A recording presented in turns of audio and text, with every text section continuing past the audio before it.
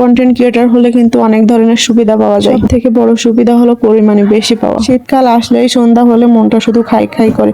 তো একটু বের হয়েছিলাম, বের হয়েই দেখি এখানে পুরো সিরিয়াল পড়ে গেছে ভুট্টা পোড়ানো খাওয়ার জন্য। গাড়িটাকে লোকজন এমন ভাবে ঘিরে রেখেছিল, আমি তো ভাবছিলাম কি জানি। তো যে দেখি এখানে ভুট্টা পোড়ানো হচ্ছে, তো আমি যেহেতু এটা আগে কখনো খাইনি তো আমিও নিয়ে নিলাম।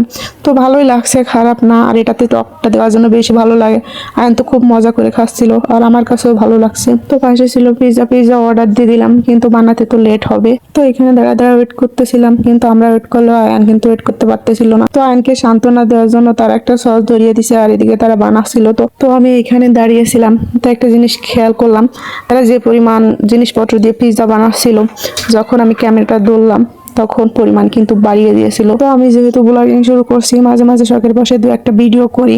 তো যখনই ক্যামেরা ধরি কোনো দোকানে বা কোথাও যে, তখন দেখি তারা পরিমাণে খাবারটা বাড়িয়ে দেয়, আবার ব্যবহারটাও অন্যরকম হয়ে যায়। দুঃখের বিষয় হলো ব্লগিং শুরু করছি, কিন্তু বাইরে গেলে আর ভিডিও করার কথা মনেই থাকে না। এখানে কিন্তু অনেক ঘোরাঘুরি করছি, কেনাকাটা করছি, খাওয়া দাওয়া করছি, কিন্তু ভিডিও করার কথা মনেই নাই। তো এখানে কিন্তু লোকজনকে দেখছিলাম ভিডিও করতে, তো তাদের দেখা দেখে আমার মনে হলো আসলে আমিও তো ভিডিও দিয়ে একটা তৈরি করি, তো আমিও তো ভিডিও করতে পারি। সেভাবেই আমার ভিডিওটা করা, কিন্তু ভিডিওটা করে কিন্তু লাভই হয়েছে। পিৎজাতে কিন্তু পরিমাণে সবকিছু অনেক বেশি পাইছি। এই যে পিৎজাটা কিন্তু অনেক মজা হয়েছিল। তো আমি যখন এখানে পড়তে যাই, ওখানে কিন্তু অনেক পিৎজা খাওয়া হয়, কিন্তু এইটা একটু অন্যরকম ছিল, ভালোই লাগতেছিল। আর শখের বসে কিন্তু আমি ব্লগিংটা শুরু করছি, মাত্র দু একটা ভিডিও ছাড়ছি।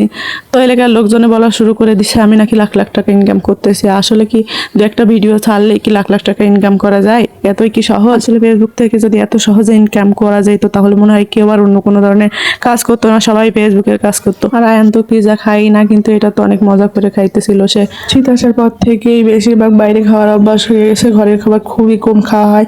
আর আয়নেরও অভ্যাস হয়ে গেছে বাইরের খাবার খাইতে খাইতে, সে এখন শুধু বাইরের খাবারই খাইতে চায়। আর আমি যদি একটু বাইরে যাই, তো এখন তো লোকজন বলা বলি করে যে ফেসবুকে ভিডিও দিয়ে ওখান থেকে লাখ লাখ টাকা ইনকাম করে, ঘোরাঘুরি করে, মানুষের কত কত কথা। তো তাদেরকে একটা কথাই বলতে চাই যে আমি ফেসবুকে মনিটাইজেশন পেয়েছি, কিন্তু এখনো কোনো ইনকাম করতে পারিনি। তো সবাই দোয়া করবেন আমি যেন খুব তাড়াতাড়ি ইনকাম করতে পারি। আর আমি ভিডিও থেকে ইনকাম করতে না পারলেও কিন্তু অনেকগুলো সুবিধা পাই। যদিও শখের বাসায় একটু ভিডিও করি, ক্যামেরা যদি ধরি, তাহলে দোকানে গেলে খাবারের পরিমাণ কিন্তু অনেক বেশি বাড়িয়ে দেয়, তারা কিন্তু অনেক ভালো ব্যবহার করে। কিন্তু দুঃখের বিষয় হলো আমি কিন্তু বাইরে যে ভিডিও করতে পারি না, ফোন ধরতে অনেক লজ্জা পাই।